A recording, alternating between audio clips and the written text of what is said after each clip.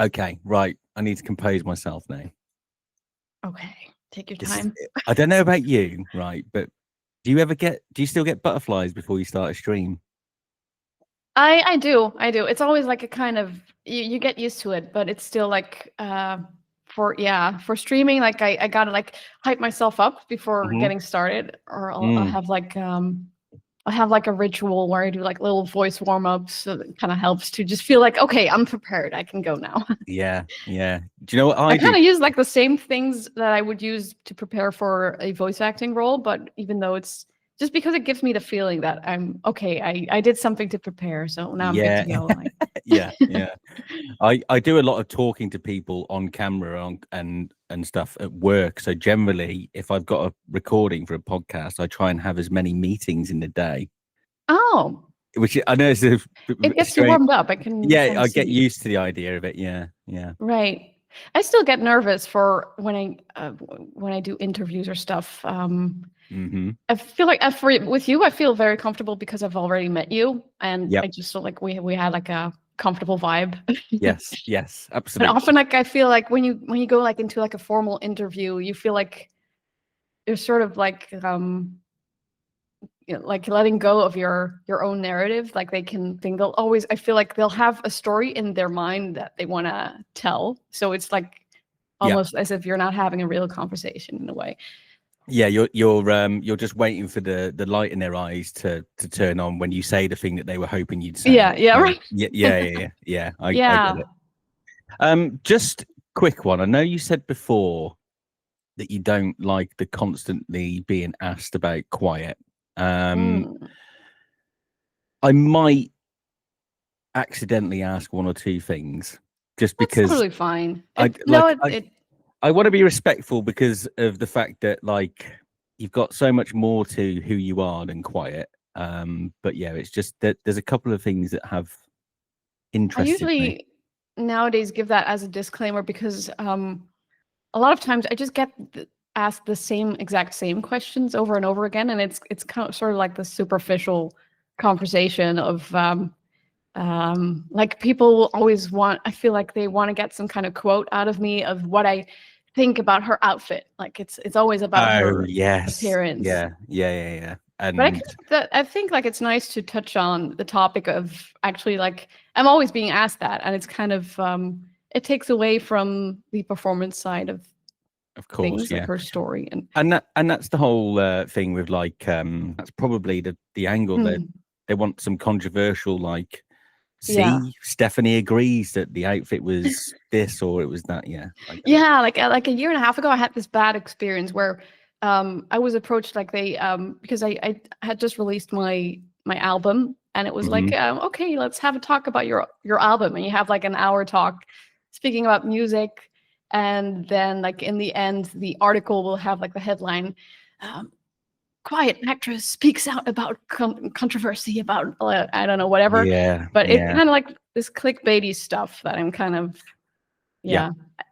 And it didn't even say anything really that was No, but anything. that's like that's how it is now. That's how they want people to get into their stories, isn't it? Yeah. Yeah, Well, I'm it's kind definitely of not frustrating. I'm not a clickbait merchant, that's for sure. Yeah, I Um, think I had that feeling. It's safe to go with you, and yeah, yeah. I'm just a guy who likes stuff. I mean, you feel real to me, so that's That's good. No, just that's having a good. real conversation. Yeah, yeah, That's yeah. what matters. That's always what I wanted to do, to be fair, is just talk to people about stuff that they like. Which is why I have the questions I have at the start. So let's actually start, shall we? Although Yes. that was all good stuff, so I might splice it into the edit. I quite liked that. Um, We can kind of circle back to it if you yeah, want. we can circle back. We can circle back.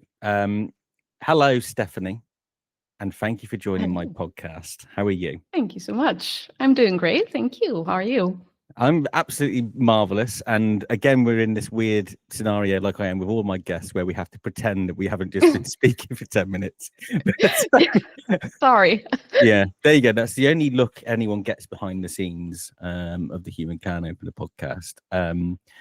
So, yes, Stefanie Joosten, you are best known for being the actress who played Quiet in Metal Gear Solid 5, we had the privilege of meeting each other at Gamescom, which was lovely and wonderful. But I didn't get to speak to you as long as I wanted to. So Yeah. hopefully we get to explore more of who Stefanie Joosten is through my normal podcast means. That'd be very nice. It was nice, very nice meeting you. I like the atmosphere. It's always so exciting at Gamescom, and Yeah, it was good. Yeah, I think we had a really like what people don't see, I think, is just how nice a time we had outside of the recording. We recorded for a very short time, and actually we spent, I think, probably half an hour between like so. before and afterwards just talking about games, and I got to speak to your partner. In fact, I spent most of my time speaking to your partner about Claire you got along. Yeah, about Claire Obscure. So it's oh yes. Yeah. That's something that excites me as well. Yeah, we could talk a little bit about Claire Obscure. But before we get to the modern world of games, Stefanie, I am curious to know, like, when did you, and I always ask every guest this question, when did you first ever play games, Stefanie? What was your earliest memories of getting into it?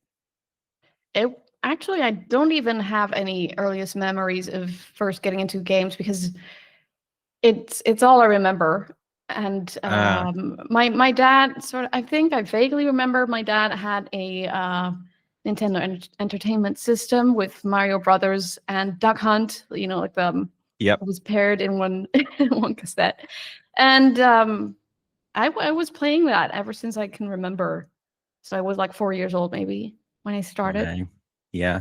That means it's funny actually because that's not too dissimilar to my own experience. And I think like I'm always like, oh yeah, I remember watching my brother play Resident Evil 2 or the first Tomb Raider or something when I was about, I don't know, 9, 10, something like that. But actually a little bit like you, I can remember sitting in front of an NES and Duck Hunt and all of that good stuff. So, yeah. Yeah, actually, also, I have an older brother, and that's a big chunk of my early gaming memories was watching him play.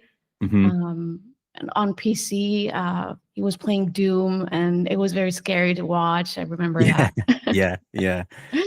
That was the great thing about having an older brother was the games that I was too scared to play, I could watch behind a pillow while he played it. Yeah, it was a good fun experience. All right, well, okay, then let's look at it a different way. So you've always loved games.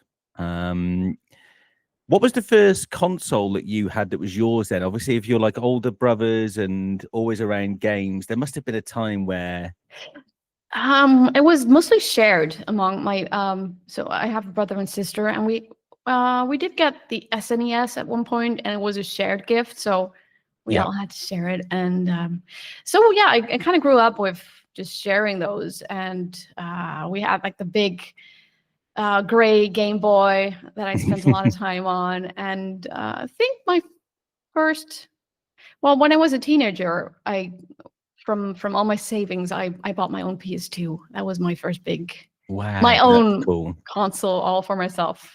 That's very cool. So it really has a special place in my heart as a console too. And it was just such a great one as a generation, because I feel like it lasted for a very long time. So many great games just kept coming out on it.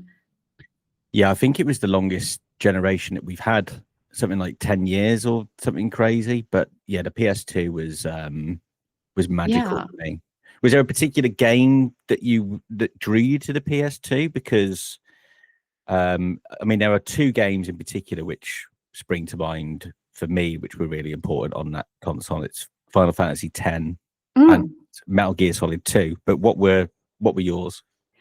Final Fantasy X was the biggest one for me. That was also my gateway into RPGs and really Final Fantasy. I became a big Final Fantasy fan after that. I still like remember really well. I didn't get to buy it when it came out, like right immediately, but I I had like my first boyfriend at the time, and when I was 15 years old, and he broke up with me, so I was completely heartbroken, and I was at the time you would go like to the local toy store, and they had like a bargain bin, and they had Final Fantasy X, like the Platinum Edition, in the bargain bin. So I got it, and then I just started playing it, sort of like as a way to distract myself. Wow. And that's why, like, I think it really stuck with me, because I was just in such a, teenager, typical for a teenager, like really emotionally kind of sensitive time. So yeah, it really, I felt like the story really hit me so much, and I really, I just completely was obsessed with Final Fantasy X at the time. Yeah, funnily enough, I'm playing it at the moment because Oh, really? yeah, a lot Are you of the replaying it or did you play it before? I played Well, it. you did. It's like one of my favorite games of all time. So I because I always revisit wonder, it. is it just the nostalgia that I love it so much, or is it just a great game? Wow. No, I think it's one that really holds up, actually. You might find, I don't know, not everybody's, certainly in the modern era, particularly keen on turn-based combat, but I think Clair Obscura has proven that you can do that. And in fact, the battle system is pretty similar to Clair Obscura's, like with the way it's all displayed, whose turn's going to be next and stuff. Yes, that's what I felt like playing when I was playing Clair Obscura. It really reminded me of Final Fantasy X. Yeah, I was really brought back to that system, and just I really love turn-based. It somehow feels very cozy and relaxed. Yeah, I completely agree. Yeah, right. And I think that's kind of that's what I love about them so much, because there are very few games now where I feel like I can just chill with it. Like even strategy like something like Civ maybe, or Planet Zoo, one of those games is okay, but there's very few that with a controller in your hand that you can just kind of not have to be constantly in the game, if that makes sense. And and that's what I'm enjoying a lot about Final Fantasy X at the moment, is you can just kind of make your way through it. There's no clock ticking down. There's no like urgency rushing you along. It's nice. But no, I think it holds up. I really do. I still think the sphere grid for leveling up is still the best RPG I love the system. sphere grid. Yes. It was such a lovely game. After that, I just went to track back on older Final Fantasy games, because I was just, after playing it, I was like, I need more. So I played 7, and I really, really did love 7 a lot. But yeah, later on, I think I became a little less of a fan of the newer Final Fantasy games, because they sort of shifted towards the more action RPG kind of style. And it's kind of, I don't think, it's just not really working for me as much. I feel like it's become a different game, a different type of game. Do you know, honestly, like, I think as much as the move to like action gameplay was a bad thing for modern Final Fantasy, like I'm with you. I'm not that keen on the more modern ones. Interestingly, I really think that the introduction of voice acting was quite damaging to Final Fantasy, because but then I don't know if it's my age as well. Like, I can remember never really cringing or finding it like uncomfortable to read through the scripts of Final Fantasy, the original games, because it was all text based and all the rest of it. And the more modern ones, I find myself kind of going, oh God, it's really some of the dialogue. And maybe like maybe it was always like that, but I was reading it in my own way. Right. I think part of that is just growing up in a way, but also maybe. I think definitely at the time, without voice acting, it left more to your interpretation, and it was more. It felt a little more removed from reality, so that probably makes a difference as well. Yeah. Nothing quite like saying to a voice actor that I hated the change to voice acting. Wow. But because I'm a gamer, I can still relate. I don't think it's always a necessary thing to. It's not always necessarily an improvement to games. Yeah, agreed. Yeah. Okay, so like, Are any of that? What's your favorite game of all time, Stephanie? Very simple question. I mean, you talked a little bit about Final Fantasy. I know you love 7. Yeah, I would probably have said that's my favorite game of all time, and probably still do, because I think I spent the most time on it, and I mean, the original holds up really well. I think it's just such a classic, awesome game. Yeah, no, I But agree. yeah, I don't know. It's kind of hard because there's I'm kind of shifting towards. I feel like I'm developing a new taste for other kinds of video games in recent Yep. years. So that kind of makes me feel conflicted about what I would define as my favorite game of all time. Okay, let me ask another question then. What's been your favorite game this generation of consoles for the PS5 generation? It's hard to say because it's not so much about generations as much as it used to. I think, especially the difference between generations doesn't feel as significant as it used to do. Especially the most recent one, I agree. Yeah. Yeah, between like PS4 and 5, I don't really feel like there's this really that much of a jump in the experience you're having with the games. At least maybe that's just me, but no, I think you're right, and especially with remasters happening all over the place as well. Everything's getting not that there's a massive problem with that. I quite like modernization of games, but it does mean that the libraries feel a little bit smaller. Do you know what I mean? Like there's not quite as many brand new ideas coming in the PS5 generation as maybe there might have been before. Right. Yeah, it's a lot of recycling of ideas, I think. It's kind of I feel like there was more innovation back in the day that made it so exciting, but that always makes me feel like, oh, back in the day everything was better. But yeah, but people were more willing to take risks, I think. Yeah, that's definitely a thing, I think. I think it's become an industry now which makes so much money that it's the like business side behind it has definitely, I feel like, gained a lot of influence behind what's happening. Yeah, definitely. Okay. Nobody can ever pick their favorite game. Well, some people do, but they always give me about 4 or 5 favorite games of all time. But at least we managed to get you at least fixated somewhat on Final Fantasy VII. You like Final Fantasy VII? I do. So I think it's fair to say that you're someone who's part of the games industry now in one way, shape, or form. Definitely. What was that journey like for you, Stephanie? How did that come about? I guess specifically, I think you started life in the industry as a voice actress, right? Is that correct? Sort of as an actress in general, I would say. Okay. I was living in Japan at the time, and I didn't really walk the traditional path of what most actors would have walked. I think, yeah, it's quite an unusual way of entering the industry, since I was very much obsessed with Japanese culture as a teenager, and it kind of came from like Final Fantasy and loving those games, and a fascination for Japanese language in general. So I was completely fixated on the idea of I'm gonna learn Japanese. I decided to go to a university in the Netherlands that had a program for Japanese language and culture, and so I was able to major in that. And then it was just my goal to go live in Japan and see how life could be there. So I went there as an exchange student first, and later on, I started I was introduced by a classmate to an agency, sort of like while I was still a student, as a kind of as a job on the side. I started doing modeling and acting work.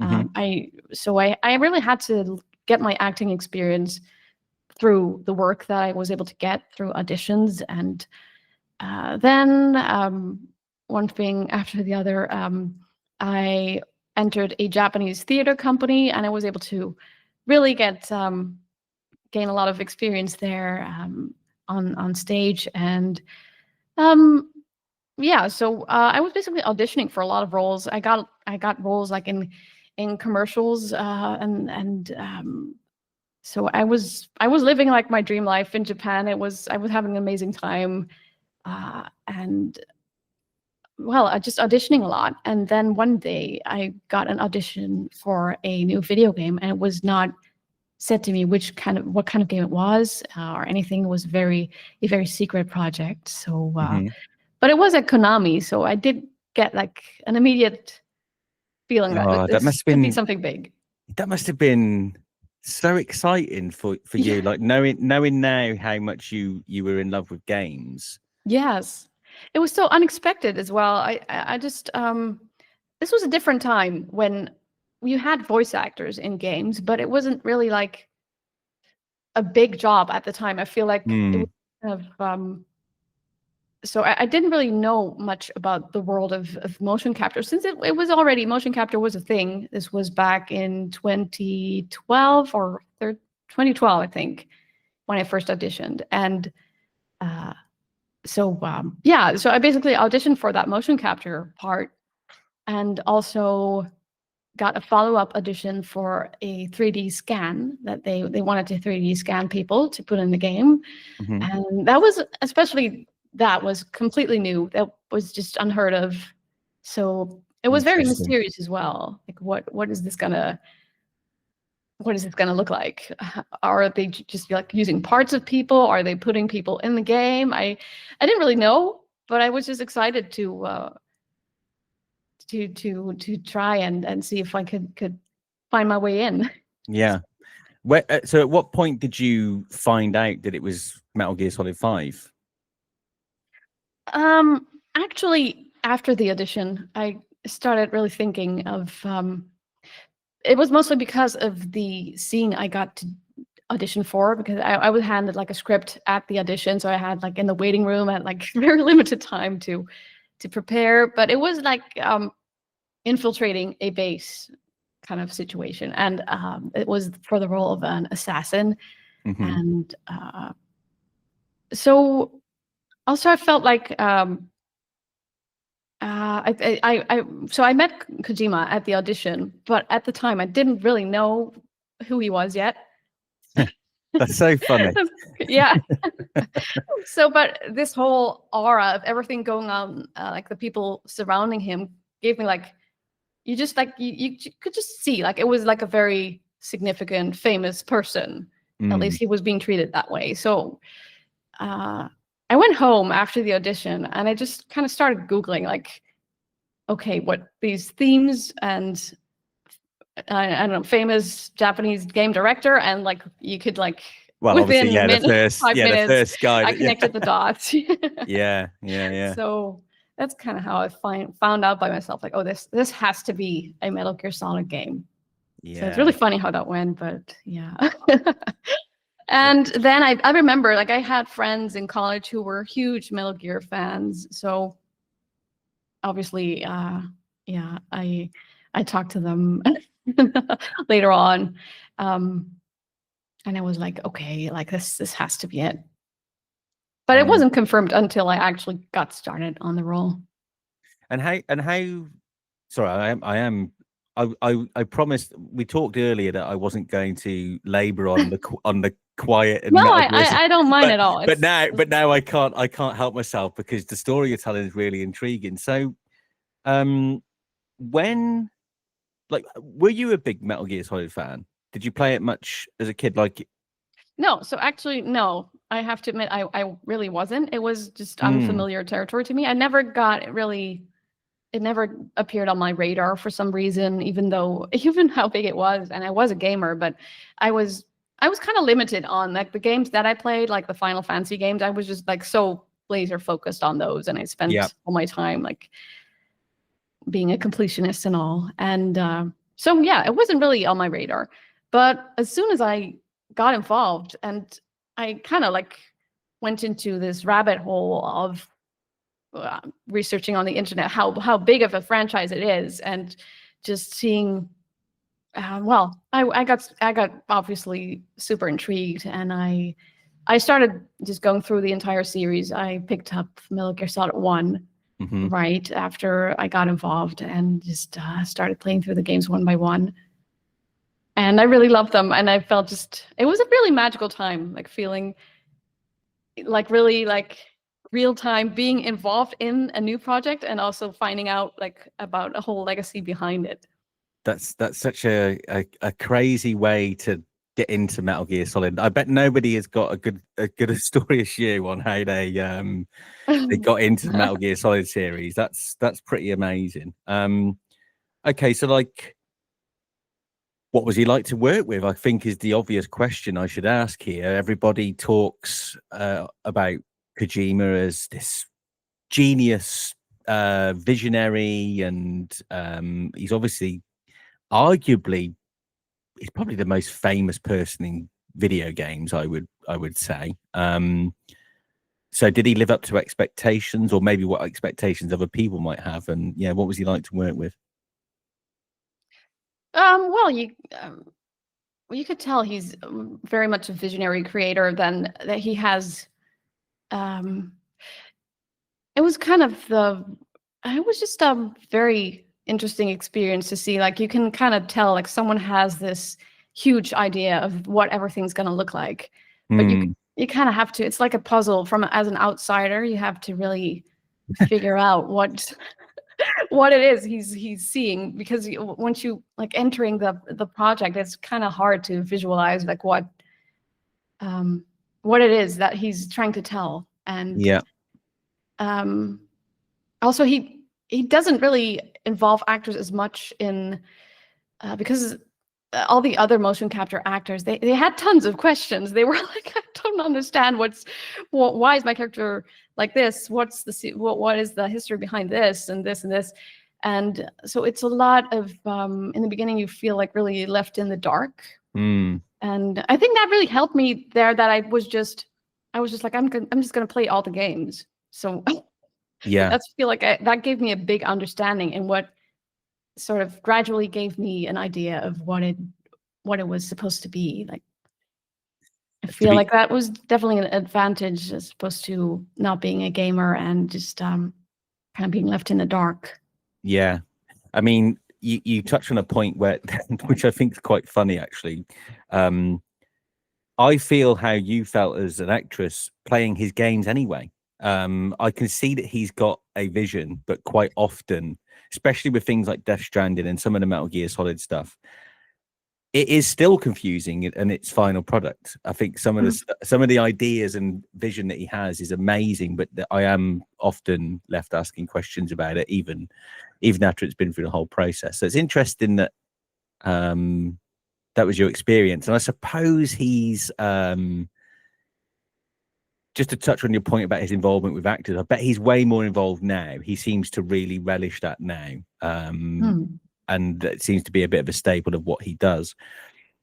Just one final question on that. Did you ever get a sense of, because Metal Gear Solid 5 was like his farewell thing, right, with Konami? Do you know much about that? Like there was a lot of controversy at the time, and maybe you're not the person to ask, but did you feel any of that during production? Was there any kind of sense that it was coming to an end, or did you just plow on and get on with it?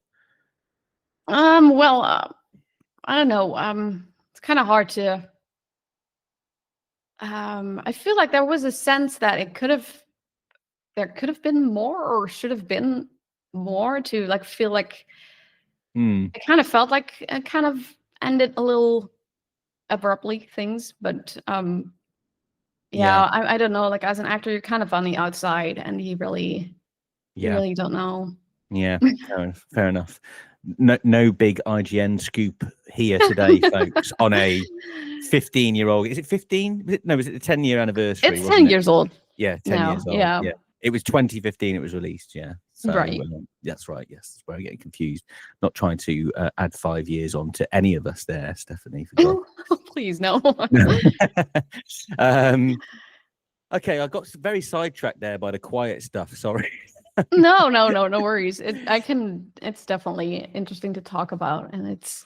Yeah, I mean, how much do you unusual. think? It's obviously like played a huge, like, it was your first real like involvement in the games industry, and by all accounts has become a I mean, we're talking about it now, 10 years later. It's almost a defining thing about your trajectory through the industry. Just 10 years is a long time. Like, what's it been like for you since? Have you, I mean, let me ask it a different. How has it been trying to escape that label, I think, and define yourself as more than just quiet in the last 10 years? Right. It's not as if I want to escape that label in a way, but well, first of all, it opened a lot of doors for me. I don't think I would have been where I am now if it wasn't for getting that role, and it was just so highly visible internationally, though. But because at the time, my dreams at the time were kind of focused on life in Japan, and all of a sudden, I felt like the entire world opened up. So it was really magical in that sense. I got to meet so many amazing people over the world, and was asked to work on projects like Solstice by an Italian studio called Reply Games, and just amazing opportunities of working on Wanted Dead and a game called Last Labyrinth. So I was able to actually, because all those characters that I played in these other projects were so different from Quiet. So in that sense, I don't feel like I was typecast, fortunately. No, that's good. Yeah, that's good. Yeah. But still, it's I feel like a thing that I did feel, because people are always asking me about like how I feel about Quiet's appearance and everything, and that's one thing that's kind of difficult, that I feel the fans, they do look like beyond the surface, and I got plenty of reactions from fans, like being that they felt like very touched by her story, and really they see her for more than just what she looks like from the outside. But there is this thing, like her appearance does attract like lots of attention in that sense, that it's very well, it's a very sexualized character, and it does at times like feel like it was, especially how in the game at times she's kind of framed from the male gaze, and that does kind of attract a lot of critiques. And but yeah, in a way that's been sometimes difficult, like how people were so focused on her outfit and her design that it feels like the performance and storytelling get overlooked. So sometimes I feel like I'm still always trying to explain it. counteract it, or yeah. There seems to be a huge amount of discourse that can't wait to have that discussion. And I also don't think you have a particular responsibility to answer questions which should probably be directed at people who designed Quiet in that way, right? Right. Yeah. And we also promised to not go on that particular topic, and we've done that. So we've broken no worries there. we made to it's ourselves. Nice as long as you get in depth about have a properly nuanced talk about it, and not be like I reject her design, because that's never been the case. Yeah. No, it's not a gotcha moment at all. No. No, thank you for talking about all that. It's really nice, and I think there'll be lots of people going, how the hell is Stefanie Joosten appearing on a Disco Elysium channel? It's because we talk to everybody here, and that includes people from Metal Gear Solid. So it's that's what it's all about. So I think we mentioned that we met at this year's Gamescom already, which was wonderful. But you were there for much better reasons than me. You were there as an ambassador. And I guess we were right at the question with my pause there. But what does that entail for you in particular? And what was that experience like as an ambassador for the event? Well, I've been to Gamescom a lot of times in the past years, but this year, I was invited as an ambassador, and well, it just it mostly like meant representing the community, and really like being closely in touch with the community, and it just really gave me the chance to connect to other creators there, and it was awesome meeting the other ambassadors from all over the world. To me, Gamescom is a very close event that's very nearby to where I live, as I'm in the Netherlands right now. Yeah. But it's just really awesome to be part of something that's become so global, and it's one of the biggest gaming events there is this these times. But yeah, it was mostly a big honor, but it's personally it was very, I was open to make my own plans, and I just it just gave me more opportunity to really take all the time to get to see everyone, and get to see all the new titles. Yeah. Should we talk a little bit about how, I don't think we mentioned this anywhere else, but how we actually met is pretty crazy as a story, I think. I wasn't sure if you wanted to talk about it. No, I think it's interesting. I do think it's interesting, because I am going to ask you about like some of the games that you liked from Gamescom, and we can have a chat about that. But I think it's worth pointing this out. So I'll explain. You can tell me your version of how it felt for you. So I was on the games. So full disclosure, I was at Gamescom as part of the Glasshouse team, Flat 28. So Glasshouse is a indie game being made by a bunch of crazy Italians who are inspired by things like Pathologic and Disco Elysium, and they're making a game, and their game won a booth at a place like a Games for Democracy booth, right, in the indie area. And when you go to Gamescom as like a worker or whatever, or staff or media, whoever, you can connect with each other, right? And I get a message from Stefanie Joosten saying, are you looking for voice actors in Glasshouse? Because I was listed as a producer. I of course am not really a producer. I'm just someone who is there to support Glasshouse and help them out with everything they were doing there. So I'm like, shit, how do I now handle this? Because I've got Stefanie Joosten messaging me, and this is an opportunity I can't possibly pass up. But I also don't want to misrepresent who I am or what Glasshouse is. So I was just like, okay, come meet us, come speak to the team. And I was like, we'll deal with it then. And then when we met, we find out that not only have you recently played Disco Elysium on your stream channel, but you also knew who what my channel was, and we'd arranged an interview, and here we are now. It was right. A complete series of. It was just such a series of coincidences. Yeah. So Glasshouse appeared on my radar. Because I had played Disco Elysium this year, and I was so incredibly impressed by the game. And after playing it, I was kind of always looking for like a sort of like successor to Disco Elysium. And in the time leading up to Gamescom, I was also, because I'm also always really interested in seeing what the indie arena has to offer there. And so Glasshouse appeared on my radar, and I was like, this looks amazing. This looks like a project full of passion. And so I used that tool to connect with other people on Gamescom, and yeah, then I found you, and I had no idea you were behind the channel.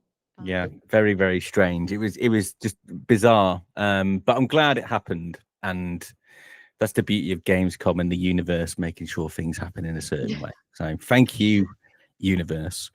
It was just so much fun finding out on the spot.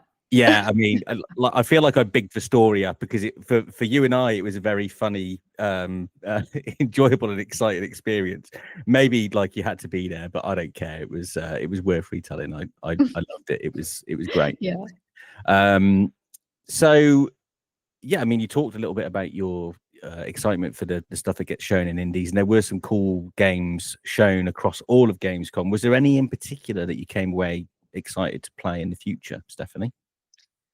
One that comes to mind is the showcase I saw of Dawn of the Bloodwalker. Oh, okay. What's this? And it has a lot of people who worked on The Witcher 3 before, I think, behind it. Oh, I missed this. Yeah, I'd heard it. Go on. So tell me what you liked about it. Well, it just had this really beautiful, gritty world, full of history, and well, it looks like a really exciting RPG. I was just really, really impressed. Also, the performances by the actors involved were just really. It looked very promising. Yeah, and I mean, it's got good credentials. Yeah. I have to think what else. There was so much to see. I put you on the spot a little bit because there was so much to see, and to be honest, I'm sat here glad that I'm not having to answer the question because I'm going, what did I take away from it? Because I can't remember. It's always so weird. It's kind of an overwhelming experience being at Gamescom because you see so much in so little time. Yeah. Do you know what I found really strange about it? I really thought when I went to Gamescom, I would do so much more of the just standing there and playing games. And you kind of don't actually do as much of that as you'd think. You end up talking to people who are making games and you talk to people about the stuff that's there. But I didn't find I played that much. Did you have the chance to play much when you were there? Not that much. No, I No. mostly spend time talking to people indeed. Yeah, that's it. I think that's the most, you kind of like when you're there, you just prioritize that because you can always play the games later, and but talking to the people, that's like a unique opportunity you only have there. Yeah, it was really, really good.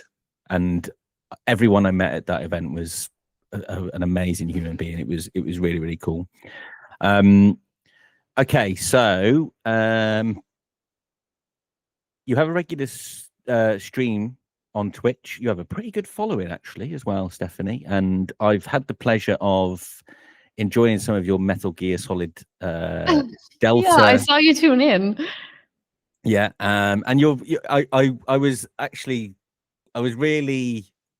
really glad to see how willing you were to do the silly things that the community were telling you to do. Like there was a moment where they told you to kick the barrel down the stairs to get rid of the soldiers. And someone asked you to go back and kill Ocelot, and you didn't just go back and shoot him. You chucked a grenade at him. I was like, Jesus Christ! This sweet and lovely Stefanie that we know has got a violent, gory streak. But yeah, so what have been? What did you think of the Metal Gear Solid Delta remake? First of all. Oh, really enjoyed it. I have played the original game before, but that was a long time ago.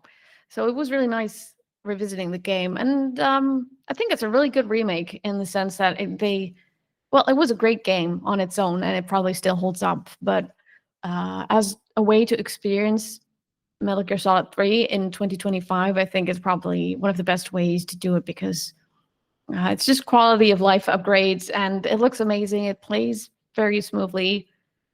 And I had a lot of fun with it, especially, well, that's just the fun of Metal Gear games, just having to being able to explore all the possibilities of how to get yourself through everything in a violent or non-violent way. Everything's possible. So I had a lot of fun there. Yeah, I still haven't got round to it actually.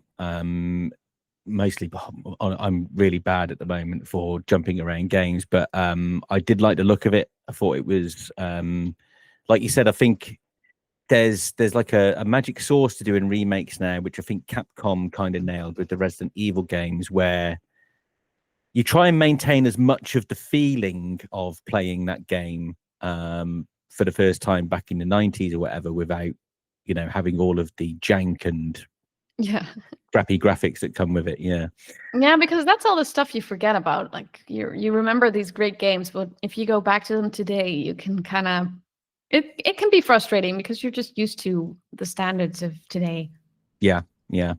It's the thing that often gets said about remakes is this game looks like how 12-year-old me thought it looked at the time. So as long as if you do that, then I think you've had some success. what has been the most fun game for you to stream this year? Well, it's a tough one. I would say, as a game that came out this year, it's definitely Clair Obscur Expedition 33. But for me, Disco Elysium really takes first place. I'm glad you did that, because I was like, if you don't say Disco Elysium now, my planned segue into Disco Elysium questions is ruined. I was like, shit, she's gonna say. Don't worry. And it's really it's not a lie or anything. It's it is a one of a kind game, and I was just really blown away by how it pulled me in and left such an impression on me. Yeah, we will very, very shortly talk about Disco Elysium, but I am going to very quickly touch on the fact that you mentioned Clair Obscur, because I think we should. Because I agree with you, it's a fantastic game. And people may not know this, but the founder of what are they called? Is it? I can't remember what they're called now. The studio that made the game. That's good. Is it Sandfall? Sandfall. Yes. Yeah. The founder and CEO of Sandfall, on his list of favorite games of all time, Disco Elysium is number 1. Oh, really? Oh, so they are huge Disco Elysium fans. And I don't know if you're quite there on your journey yet, Stefanie, but there's quite a lot of meta theories around Disco Elysium and how the story is being told.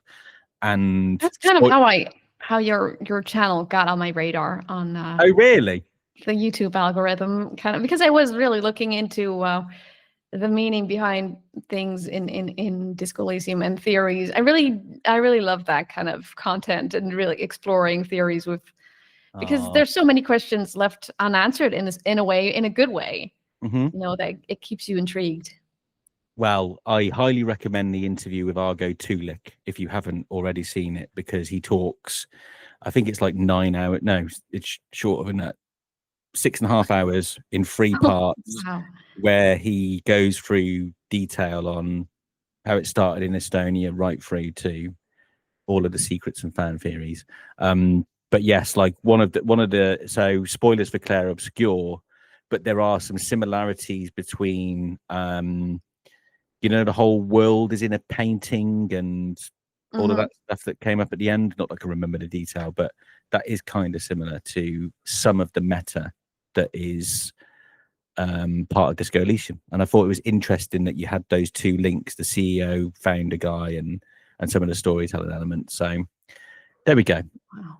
That was my tangent, my Clair Obscur tangent. Very, very good game, and I highly recommend it. Okay, so I am going to ask you about Disco Elysium, as I promised. Yes. I've been looking forward to that. Yeah, so I was talking a lot of crap before that, unfortunately. That's just kind of what I do. I have no idea what like the audience feedback is and how often people are sat watching my interviews going, I wish this guy would hurry up and talk about Disco Elysium. Here we are. So how did you actually first hear about the game, Stefanie, and why did you decide to play Disco Elysium? That's hard to remember. I don't quite remember how it... Was there pressure from like your fan base at all? Saying like... No, not really. No, it was very disconnected. I think I think I was just even outside of streaming, I was looking for games, relaxing games to play, like really narrative-driven games that I could. And I don't remember how I discovered the game, but the first impression I had after discovering it was like, it's sort of like, it'll be like this interactive story experience. It'll be, yeah, I liked that you can take the story in all kinds of directions, and it was known as a really great story. And I was also intrigued by the whole dice rolls and RPG element to it. Yeah, it's weird because it presents itself as a detective RPG, and that was the thing that drew me to it. and it reminded me a little bit of point and click games. I was like, oh yeah, I can kind of vibe with this walking around, talking to people and solving a case. That to me was just like, okay. But then I don't know, my experience was also one of like reservation. I wasn't up for it at first. I was like, I'm not sure about this game. Yeah. How did you first discover it? I just kept seeing it pop up on the internet, really, and like, I think the final cut came out on consoles, and again, I was like not sure about it. I there was things that were intriguing about it, but I was like, I don't know if I'm going to enjoy this. And then eventually, it went on sale, and I played it, and it took me about, I don't know, 20 minutes, if that. And I was like, oh my God, this game is. I can relate to that feeling. Yeah, going into it very casually. And for me, it went from that introduction in the hotel room, and then stepping out, the interaction with Clash, and then going downstairs and the music rolling in rags, 8 a.m. hitting you. And I was like, oh my God, this feels great. And up until I just kept getting more and more intrigued. Then speaking to Joyce, and she has this huge lore dump of everything that's going on in the world. And that's when I really got like, oh my God, this is really something else. So I played up until there, probably privately. And I was like, all right, I got to stop and take this to my stream. And amazing. Yeah, this experience. I love that. Yeah, I like that you talk about like, and we should talk about this a little bit, because I don't think, I think a lot of people talk about how great like the Ancient Reptilian Brain opening is. Like you get all of this stuff in complete darkness, and there's lots of very funny stuff like there's a head attached to my neck and I'm in it, and it's trying to murder the rest of me, and all of this funny stuff. But it also has like the dice roll mechanic you mentioned is very, very smartly communicated in those opening moments, because I think the first couple of checks you have, there's the light bulb, which can kill you within like the first 2 seconds of playing the game, and that can make people rate like, I'm never playing this game again, or it can make people go, well, that was amazing, I didn't know I could die from turning the light bulb on, I'm in. And if that one doesn't get you, there's like the classier check where you could say, I want to have fuck with you, instead of something more polite. And then there's the one with not wanting to pay Gart. And if you fail that, you obviously like run off and do the fingers in the air from the money. And I think you've got a good chance of having at least one of those hilarious moments happen in the opening of your playthrough, as like most people will. And I think it does such a good job of communicating all of its systems, what the core draw of the game is, and just how much you shouldn't worry about failing, all within the space of like its first hour. And it's very, very, very clever. So yeah, I just wanted to wax lyrical about that, because I don't know if you know, but I'm a big fan of Disco Elysium, so it's quite a joy for me to talk about that. So how was the reaction when you took it to stream, Stephanie? How did that go down? Well, I was just really into it, so maybe it wasn't like, for a lot of my people from my audience, it might have been.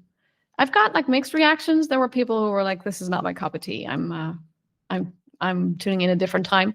So, but I was just personally, this was like, so I was just gonna do it anyway. So it was a very personal experience. And at first, especially for streaming, I think if you played a game for the first time, I had that experience with the interaction with Clash, and then I didn't think I had it on stream actually, but when I first played it, it was just me by myself, and I failed that check. I had the whole that horrible phrase, failing terribly, and it was just hilarious. And I was like, when I started playing the game on stream, I was like, okay, this is just so much fun to go for these crazy options. At first, I thought of using the Twitch integration, having people vote for choices, which was kind of fun. But very quickly, it turned into a very predictable pattern of everyone always wants the craziest option. Yeah. Because, and I gradually got this shift from, okay, well, this is very entertaining, but very quickly I was like, this is not who I want Harry. Well, I didn't know his name was Harry at the time, but I was like, this isn't really what I want. I want him to do better, because he's in a terrible place. He's kind of a terrible person if you keep playing him in that way.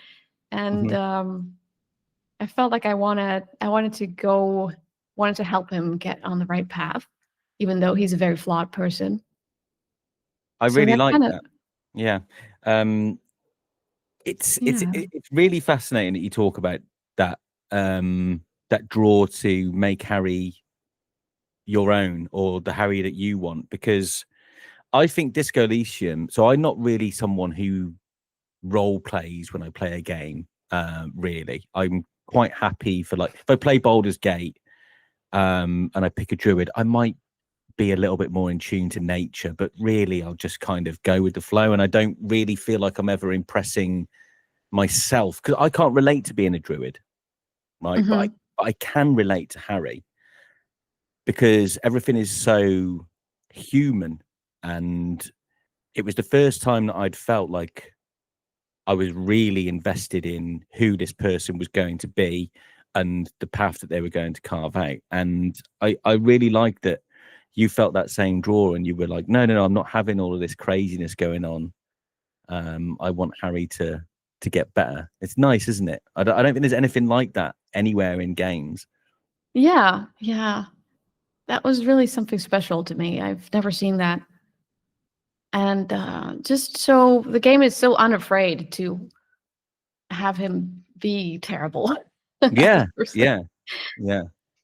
it's funny, like, how it's it's also such a risk, because a lot of, I feel like people on the business side will be like, you can't have like this older man who's completely out of shape, who's a complete mess and everything. You can't have him be the main character, because people will never be able to relate. It will never sell.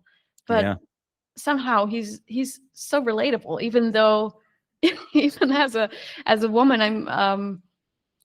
it's relatable in a sense of, there's so many flawed people, and when you look at it in your daily life.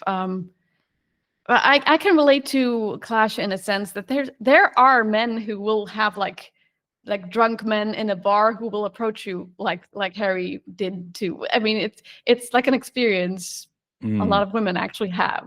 So it's kind of an interesting look at what's going on behind the scenes in someone's head. It kind of really intrigued me in that sense, that you just get to see people who are so real. Never had that with video games before, I think. Being introduced to characters who feel so real, even in a kind of a surreal world. It's a very interesting perspective you offer there. I've obviously, being a man, I didn't make that connection at all. But yeah, I'm going to look at it through a slightly different lens now when I play it again, because you're right. It does also put a spotlight on some of the intrusive thoughts, maybe, or the stuff that you shouldn't be paying attention to, like your electrochemistry and your half-light and things like that. Yeah, it's very, very interesting. What a game. What a game. And I can't wait to see what else the people behind the original game come up with.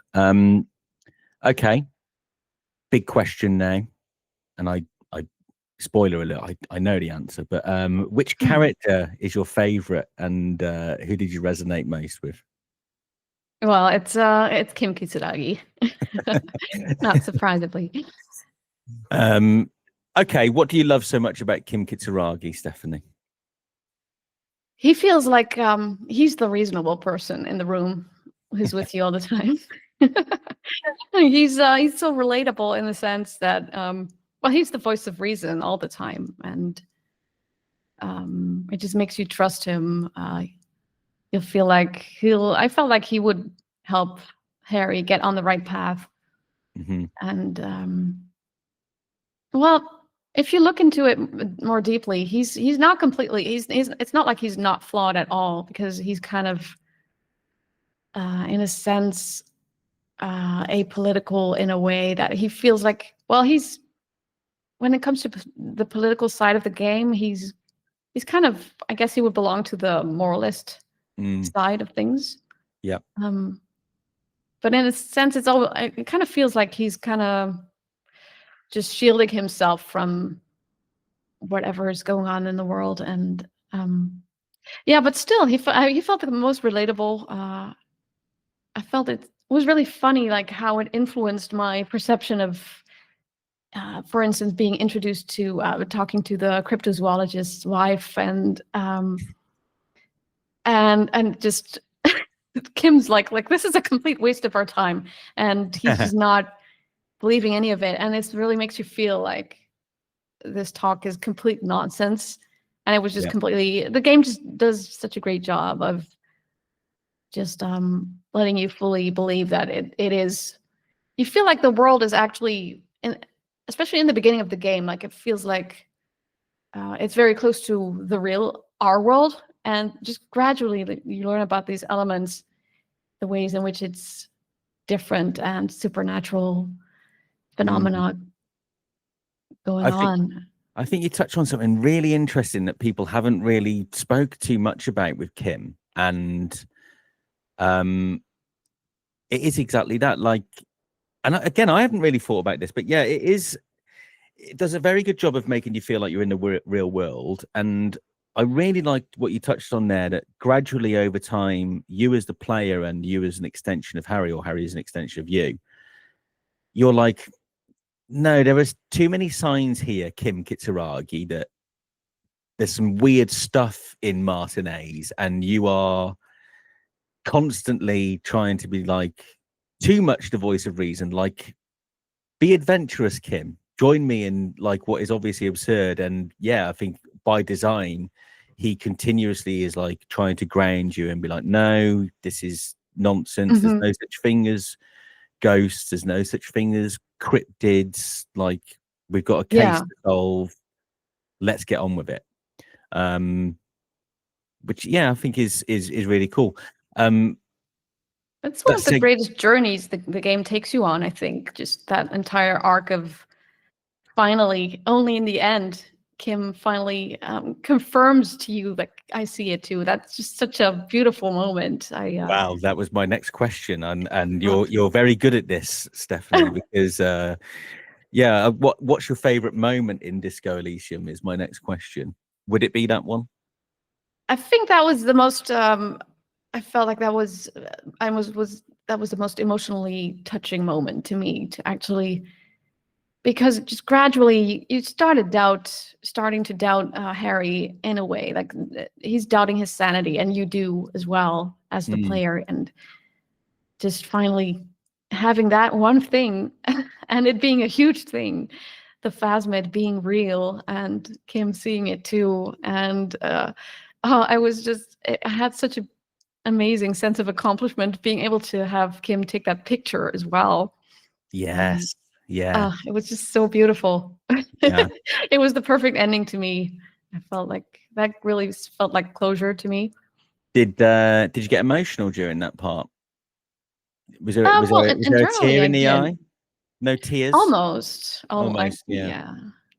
Yeah, I had a little tear. I don't mind saying it. I'm a 21st century man, guys. I'm in touch with my emotions, so of course I've got no problem saying that made me weep a little. But yeah, it's an incredible moment, and again, you've got a really nice understanding of what that scene is doing, and the two moments are really key.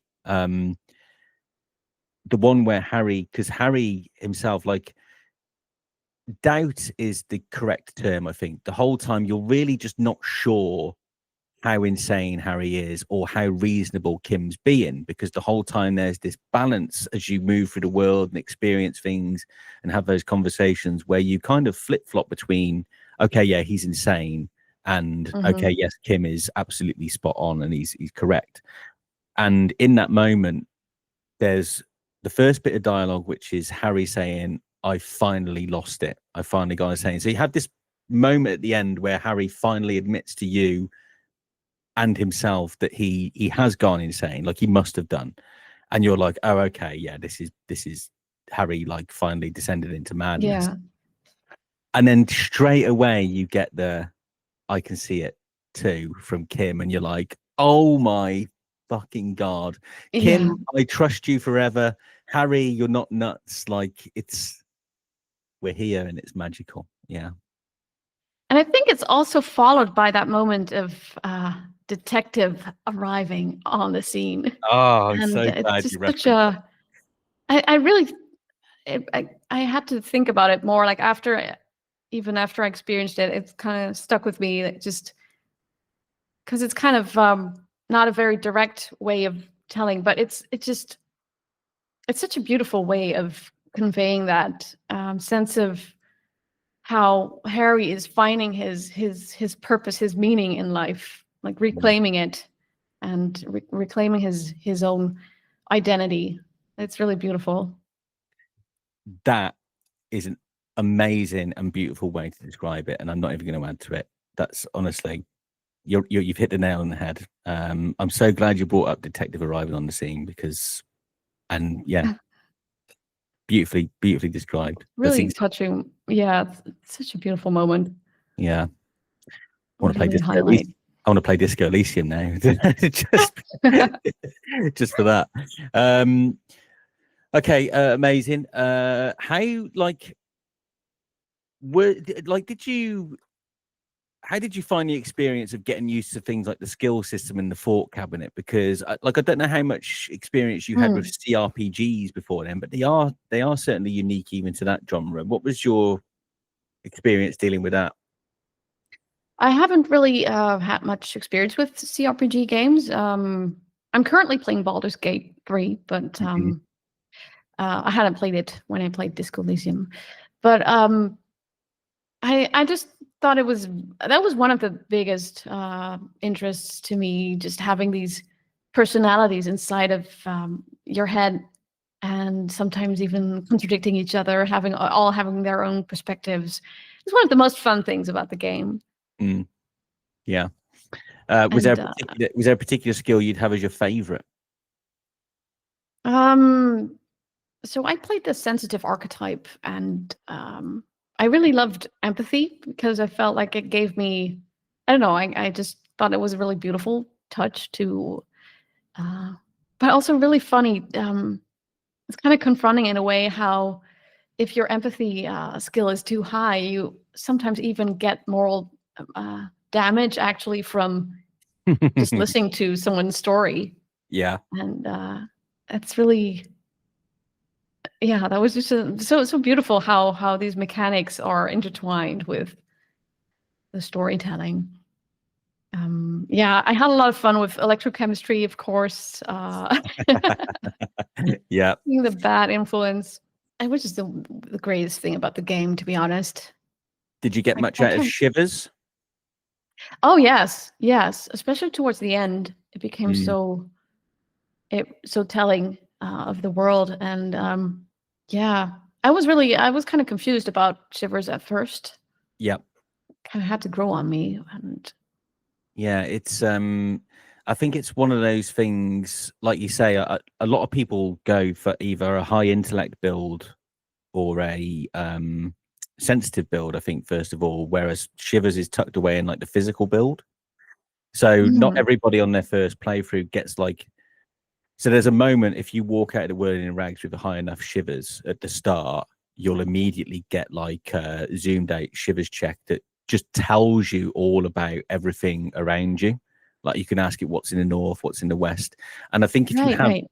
if you have that as your first Shivers experience, you're kind of like, oh, okay, it's like taking me away. But you're right. I think like there's a central Shivers check later in the game, which then means towards the end of the game, people are starting to pump a little bit more in there and start to get a bit more experience out of it. But then I can see how that becomes confusing if you're not used to it. It's the same with Esprit de Corps, which is like Right. the cop brotherhood thing, and that takes you away to different stories as part of Elysium as well.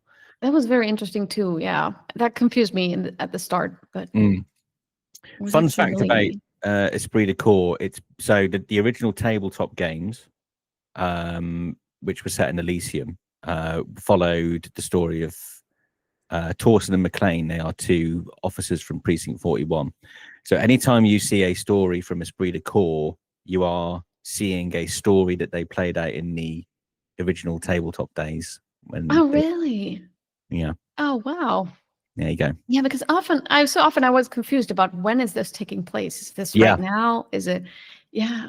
Oh, Yeah. that's some nice context to have. Yeah, they did a lot of that when they tried to draw from the world that they'd built outside of Elysium, which is why you get like the big Joyce Messier lore dump, and you get all of that stuff explained to you, because it's all stuff that they'd established as part of the world of the tabletop. Yeah, it's very, very cool. I guess that's why it works so well, because the world, it exists. I feel like it has a long history. You can really feel that.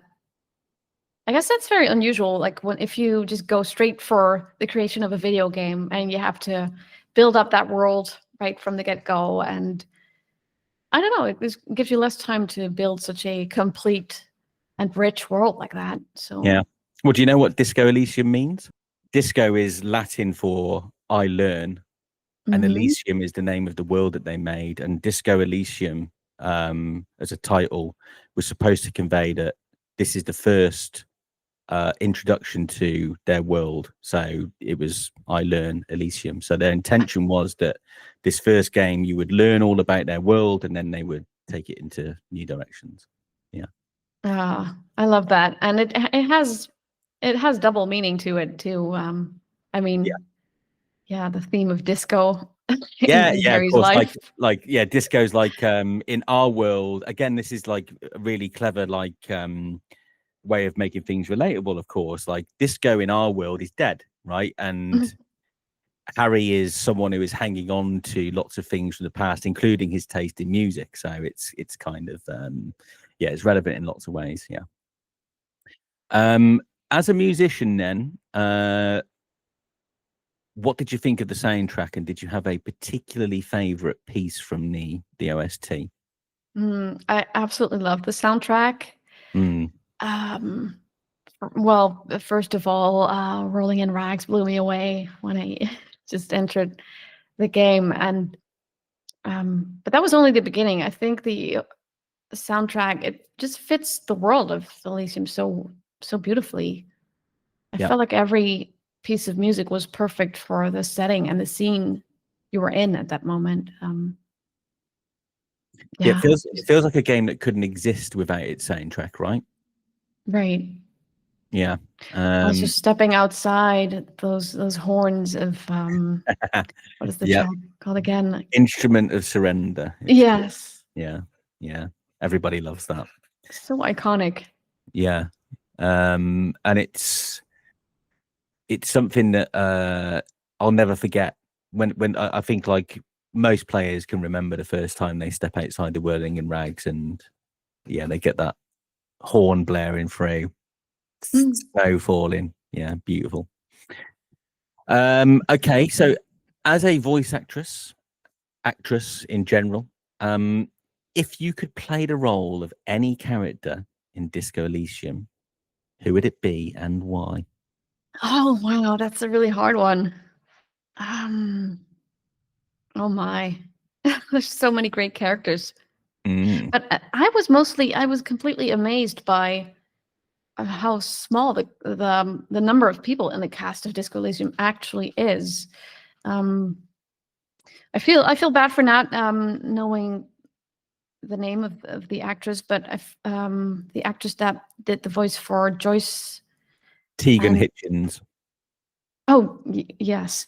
I think she did for actually the majority of the female characters in the game. I think she voiced a lot of different characters.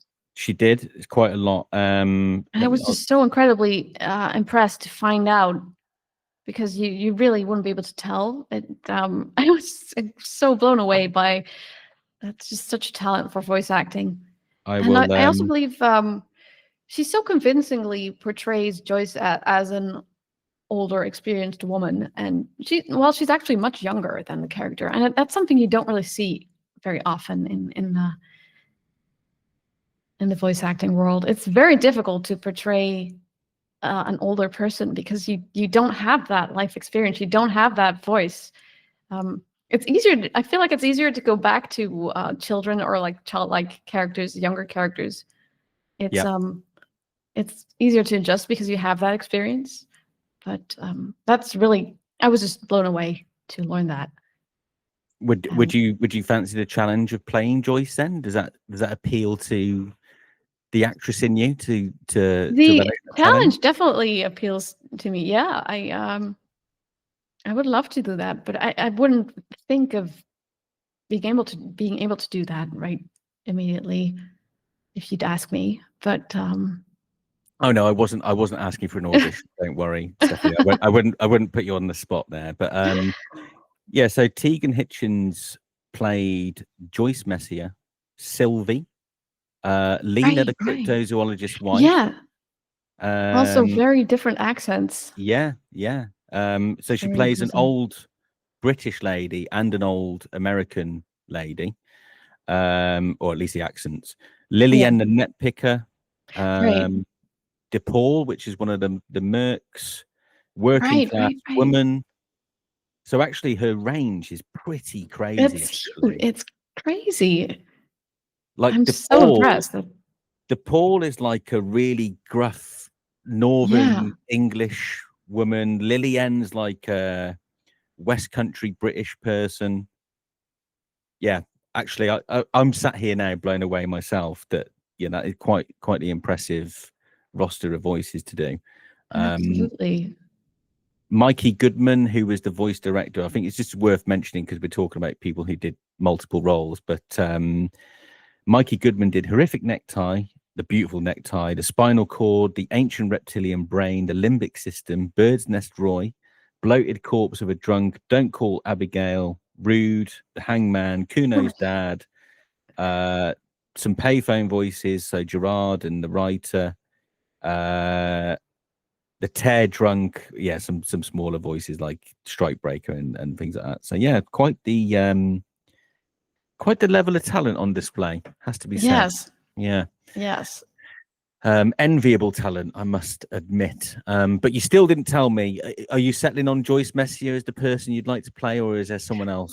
Maybe Kuno S could be fun as well. Oh, I'd love to hear your version of Kuno S.